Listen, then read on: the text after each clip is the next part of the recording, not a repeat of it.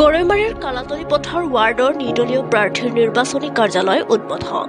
সমাগত পঞ্চম নিৰ্বাচনৰ দিন চমু চাপি অহাৰ লগে লগে ক্ৰমাৎ উত্তপ্ত হৈ উঠিছে ৰাজ্যৰ পঞ্চম নিৰ্বাচনী বতাহ।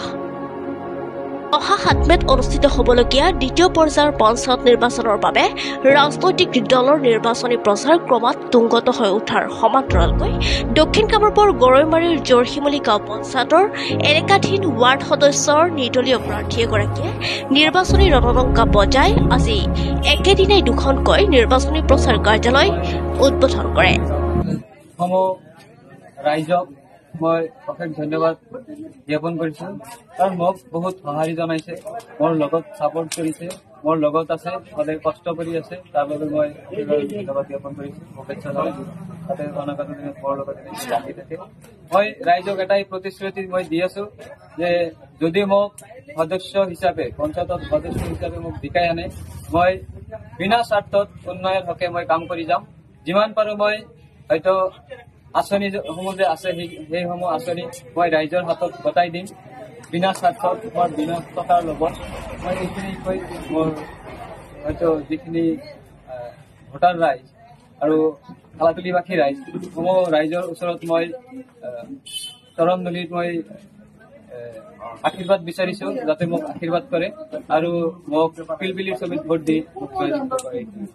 যেই নহওক, মই পোনপ্ৰথমে সমূহ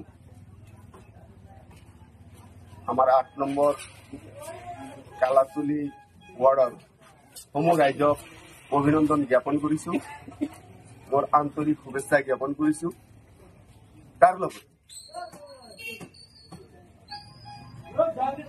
যোৱা পঞ্চায়ত নিৰ্বাচনত আমাৰ যিজন ৱাৰ্ড সদস্য আৰু যিজন কাউন্সিলৰ আমাৰ ৱাৰ্ডৰে আছিল, তেখেতসকলে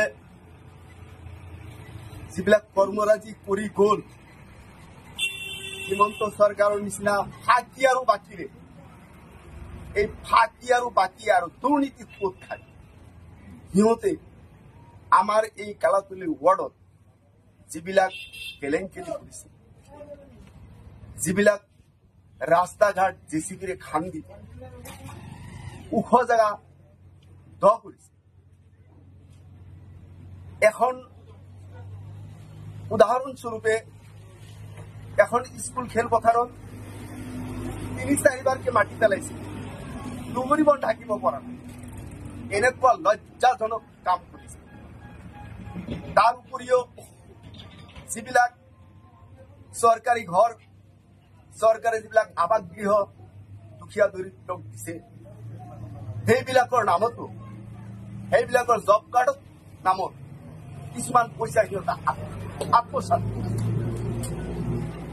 তাৰ তথ্য আছে, আমি তথ্য সহকাৰে সেই তথ্যবিলাক দিব পাৰিম।